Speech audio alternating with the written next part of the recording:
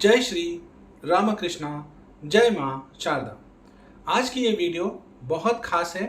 आज हम चर्चा करेंगे कि हम इतना नाम जप कर रहे हैं, इतनी साधना कर रहे हैं, तो हम ये कैसे समझें कि हम प्रभु के, अपने इष्ट के संपर्क में कितने पास आए हैं और हमें क्या करना चाहिए। सबसे पहले आप जो नाम जप रहे हैं, या अगर आपको गुरु से कोई मंत्र मिला है और आपने गुरु दीक्षा ले रखी है और उस मंत्र को आप जाप कर रहे हैं, दोनों ही केसेस में आप ये समझिए कि भले ही उन्हें आप कर रहे हैं, लेकिन आप पर कृपा है, आप पर वो डिवाइन ब्लेसिंग्स हैं, आपके इष्ट वो दिव्य ऊर्जाएं चाहती है कि आप इस रास्ते पर चलें, आप उनके नाम का जाप कर सके, आप उस गुरु द्वारा दिए गए मंत्र का जाप कर सके, तभी आप इस रास्ते पर चल पा रहे हैं। ये एक समझने का विषय है। दूसरी चीज क्या होता है कि जब आप नाम जप कर रहे हैं कई बार, ठीक है, तो नाम जप में आपको पता नहीं चलता कि आप साधना में कहाँ पहुंचे हैं या आप कितने आगे निकल चुके हैं। अब क्या होता है कि आप ढूंढते हैं, तलाशते हैं, प्रश्न पूछते हैं और अधिक जानने की कोशिश करते हैं। जिज्ञासा आपकी बढ़ती है कि मैं साधना में कहाँ पहुँचा, मेरी साधना ठीक चल रही है या नहीं, मैं अपने इष्ट के पास पहुँच रहा हूँ या नहीं। अब आप देखेंगे कि आपको बीच बीच में थोड़े बहुत एक्सपीरियंसेस होंगे, थोड़े बहुत अनुभव होंगे, पर आप उन्हें टाल देंगे, इग्नोर कर देंगे। कहीं ना कहीं वो मन में विचार आएगा पर आके निकल जाएगा। बीच बीच में ऐसा कुछ संकेत आपको मिलेगा, ऐसी चीजें होंगी जो आपके मन के ऊपर एक छाप छोड़ेगी, आपके मन के ऊपर जिनका एक गहरा प्रभाव होगा। लेकिन थोड़े समय के बाद वो चीजें फिर नॉर्मल हो जाएंगी, वो चीजें हट जाएंगी। अब जब आप कहीं कोई सत्संग सुनेंगे, कोई ग्रंथ पढ़ेंगे, कोई शास्त्र पढ़ेंगे, किसी साधु से, सन्यासी से, किसी आप संत महात्मा से मिलेंगे, उनके मुख से आप कुछ ऐसा सुनेंगे जिसे सुनते ही आप अभी तक जो महसूस कर रहे थे उसको कनेक्ट कर पाएंगे। ये चीज आपके साथ होगी और फिर आप समझेंगे कि अरे, ये किताब में जो लिखा है, ये शास्त्र में जो लिखा है, ये ग्रंथ में जो लिखा है, ये महात्मा संत जो कह रहे हैं, ये चीज तो मैं फील कर रहा हूं ऑलरेडी। ये चीज तो मेरे साथ परमानेंटली भले ही ना हो, पर छोटे छोटे स्तर में तो हो रखी है। कहीं ना कहीं ये सारे एक्सपीरियंसेस जो हैं, इन्हें तो मैं फील कर ही रहा हूं। इस तरीके से आप उन डॉट्स को कनेक्ट करेंगे और फिर आपको एक चीज समझ आएगी कि हाँ, जो ये सारे ईश्वर के मार्ग पर जो महापुरुष, संत, सन्यासी चल रहे हैं, इनकी जो अनुभव है, इनके जो कहीं ना कहीं एक्सपीरियंसेस हैं, वो छोटे छोटे लेवल पे बिट्स एंड पीसेस में मैं भी अनुभव कर रहा हूं। ये अब आपको थोड़ा थोड़ा क्लैरिटी से समझ में आने लगेगा। एक और चीज आपके साथ बहुत गजब होगी कि आपको ये चीज दिखाया जाएगा कि अचानक से जब आप साधना करने लगेंगे तो आपको अपने अंदर बहुत सारी कमियां दिखने लगेंगी। क्या बुरा है आपके अंदर, क्या कम है आपके अंदर, क्या आपके अंदर गंदा है, क्या आपके अंदर नेगेटिव है, क्या आपके अंदर ऐसा है जो आपको बदलना चाहिए। सडनली जो नेगेटिव चीजें हैं वो बहुत बढ़ जाएंगी। जानते हैं ऐसा क्यों होगा? ताकि दो रीजन से। पहला, आप साधना में लगे रहें, आपका ईगो इन्फ्लेट ना हो कि मैं बहुत ज्ञानी हूं, मैं सब कुछ जानता हूं, मैं बहुत बड़ा एक साधक हूं, एक बड़ा उपासक हूं, ठीक है। इस तरह का जो मन में अहम आता है, ये चीजें ना आ सके, इसके लिए पहली चीज ये होगी कि सडनली ये चीजें नेगेटिवली आपके लाइफ में बहुत अधिक आने लगेंगी, ताकि आपके पैर जमीन पर रहें, ताकि आप हम्बल रहें और साधना में जिस भूख से, जिस व्याकुलता से, जिस पुरुषार्थ से आगे बढ़ रहे हैं, उसी तरह आप बढ़ते रहें। दूसरी चीज, जो ये नेगेटिव थॉट्स आपके माइंड में आएंगे, ये विचार आएंगे, तो आपको एकदम सडनली इसकी वजह से क्या होगा, मन में एक चीज़ होगा कि अभी मेरे अंदर बहुत कमी है, अभी मेरे अंदर बहुत कुछ काम करने के लिए है। मतलब अभी मैं काम तो कर रहा हूँ, जैसे बोलते हैं ना वर्क इन प्रोग्रेस, तो मैं काम तो कर रहा हूँ और अभी भी मेरे अंदर और अधिक इम्प्रूवमेंट की रिक्वायरमेंट है। आपके इष्ट आपके उपास्य जान पूछकर आपको ये समझने नहीं देंगे कि आप साधना में कितने आगे निकल गए हैं या आप कितने अच्छे से जाप कर रहे हैं।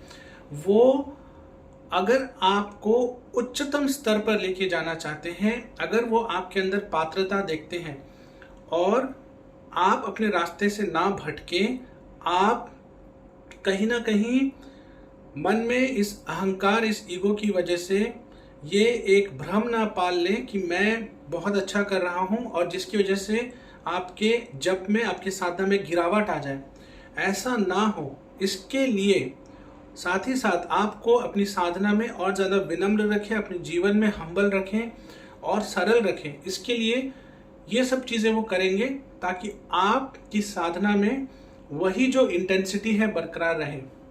क्योंकि अधिकतर लोगों का अगर आप सवाल भी देखेंगे या लोगों के जो पीछे के रीजंस होते हैं कि मुझे ये सिद्धि चाहिए, मुझे वो करना है, मुझे ये प्राप्त करना है। ठीक है, कहीं ना कहीं हर कोई साकाम साधना से ही अपनी जर्नी को चालू करता है, लेकिन वो चालू करने के लिए या प्रारंभिक कुछ समय के लिए ठीक है, उसके बाद आपको उससे आगे बढ़ना है।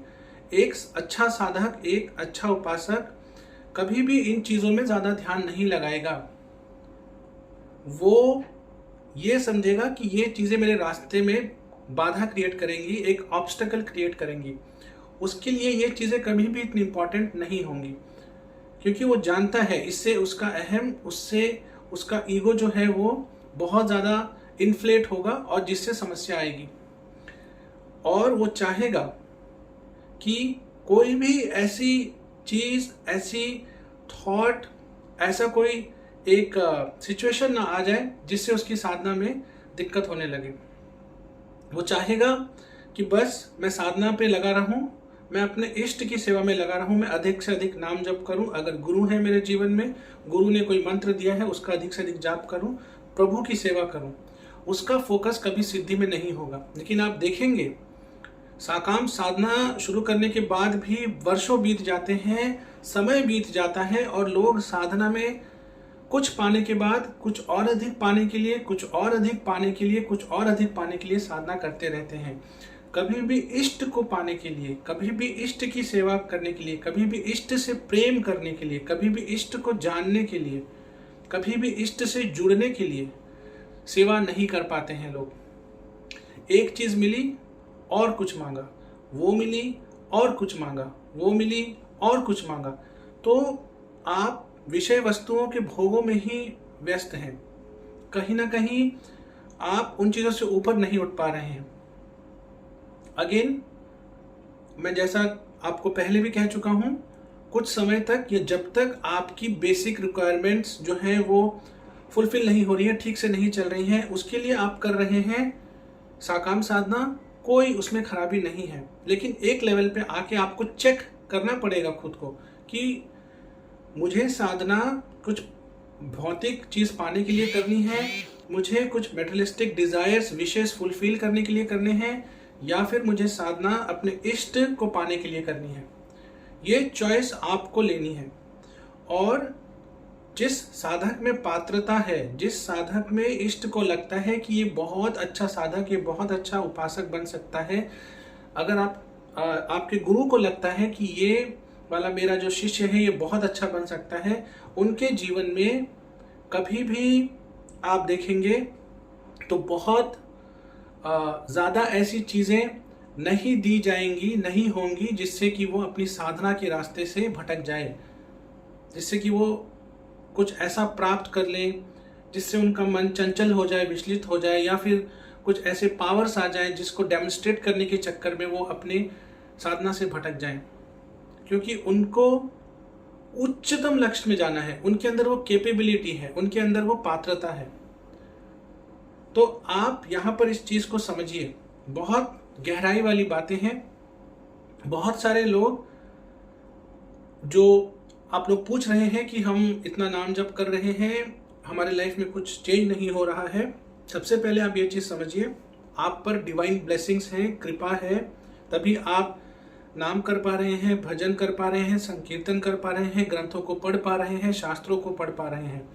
वरना अपने आसपास समाज में लोगों को देखिए, लोग विषय वस्तुओं के भोगों में, इंसानों के भोगों में पूरी तरीके से लिप्त हो चुके हैं। वो पूरी तरीके से बाहिरमुखी हैं। अगर आप अंतर्मुखी हो पा रहे हैं, भले ही आप रेगुलरली नहीं चल पा रहे हैं, भले ही उतनी इंटेंसिटी से प्रैक्टिस नहीं कर पा रहे हैं, भले ही आपकी प्रैक्टिस में उतनी कंसिस्टेंसी नहीं है, भले ही उतनी निरंतरता नहीं है, लेकिन आपके मन में अगर ये विचार आ रहा है और ये विचार रेगुलरली आ रहा है कि मुझे साधना करनी है, मुझे इस रास्ते पे चलना है, यही मेरा मार्ग है, मुझे अधिक से अधिक नाम जप करना है, अधिक से अधिक समय देना है, मतलब आपके गुरु, आपके इष्ट, आपके उपास्य यही चाहते हैं कि आप इस रास्ते पर चलें, क्योंकि आपकी पात्रता है। तो वो सारे लोग जो ये कह रहे हैं कि हम इतना नाम जप कर रहे हैं, हम कैसे समझें कि हम ईश्वर के संपर्क में आ रहे हैं। सबसे पहले तो आप ये समझ जाइए कि अगर आपके जीवन में बहुत समय बीत चुका है और आप साल साल बीत चुके हैं और आप नाम जप कर रहे हैं, तो ब्लेसिंग्स है, कृपा है, आपकी पात्रता है, तभी आपको ये करवाया जा रहा है। सबकी बस की बात नहीं है, सबसे नहीं होता है, क्योंकि मैंने पहले भी बहुत सारी जगहों पे बताया है, आपको ये सब चीज़ें पता है, नाम जप करना है, अधिक समय आपको देना है अपनी साधना में, दिन में कुछ समय एकांत में साधना करनी है। आपने अलग अलग वीडियोस अलग अलग महात्माओं, संतों, साधुओं को, सन्यासियों से सुनी होंगी, पर प्रैक्टिस कर पाते हैं क्या? जीवन में उतार पाते हैं क्या? जब तक कृपा नहीं होगी, जब तक आपको चूज नहीं किया जाएगा, आप इस रास्ते पर नहीं चल पाएंगे। इसलिए अपनी पात्रता को बढ़ाइए। सिद्धियां, साथ ही साथ जो आप मिरेकल्स, जिन्हें चमत्कार कहते हैं, उनके पीछे मत भागिए। आपका लक्ष्य केवल अपने इष्ट की सेवा, अपने इष्ट से प्रेम, उनके नाम का जप। और मैंने ये कई बार कहा है कि नाम जप में इतना डूब जाना है आपको कि अगर आपके इष्ट भी अगर आपको आके कह दे कि तुम मेरा नाम जप छोड़ दो, फिर भी आपको नाम नहीं छोड़ना है, आपको नाम को पकड़े रहना है। बहुत गहरी बात है। जिनकी आप उपासना कर रहे हैं, जिनकी आप सेवा कर रहे हैं, वो भी अगर आपको आके कह दे कि तुम मेरा नाम जप करना छोड़ दो, फिर भी आप नाम जप को छोड़ेंगे नहीं। नाम जप उनके कहीं ना कहीं उनके आपके जीवन में कहीं ना कहीं स्वप्न में आकर, अप्रत्यक्ष रूप से, सांकेतिक रूप से भी अगर वो आपको आके कहेंगे, फिर भी आप नाम को नहीं छोड़ेंगे। नाम इस तरीके से जुड़ जाना चाहिए आपके साथ। नाम को जीवन में इस तरीके से लाने की आपको कोशिश करनी है। ये सामर्थ्य सभी के अंदर है, लेकिन फोकस रखना है कि हमें चाहिए क्या, हम इस रास्ते पे आए क्यों हैं, हम इस रास्ते पर चल क्यों रहे हैं। कोई मैंडेटरी तो है नहीं, हमने अपना रास्ता खुद चुना है, हम इस रास्ते पर चलना चाहते हैं। हमारी बुद्धि, हमारी विवेक जागी है, हमें समझ आ रहा है कि यही वो रास्ता है जहाँ से हमें परम शांति, परम आनंद और हमारी सारी प्रॉब्लम्स खत्म हो सकती हैं। किसी ने हमें बोला नहीं है, ये हमारे अंदर से आ रहा है, तो काम हमें ही करना पड़ेगा। बदलाव अगर हमें चाहिए तो हमें ही उस रास्ते पर चलना पड़ेगा, निरंतर चलना पड़ेगा। उम्मीद है मैं आपको आज की वीडियो में इस गहराई को समझा पाया कि आप कैसे समझें कि आप इष्ट के संपर्क में आ रहे हैं। तो यूं मत सोचिए कि बहुत समय हो गया है और आपको आपकी चीज़ें नहीं मिल रही हैं तो इष्ट की कृपा नहीं है, या आपको देख नहीं रहे हैं। अगर बहुत समय से, कई साल बीत चुके हैं, निरंतरता से कर पा रहे हैं, तो अवश्य ही कृपा है, उनकी ही इच्छा है, उनकी ही ब्लेसिंग्स है कि आप इसे कर पा रहे हैं। इसी तरह की योग, आयुर्वेद, भारतीय संस्कृति, हस्त मुद्राएं और अध्यात्म से जुड़ी वीडियोस को देखने के लिए आप हमारे चैनल को सब्सक्राइब कर लीजिए और नीचे बेल आइकन को प्रेस कर लीजिए। हर हर महादेव। जय हिंद, जय भारत।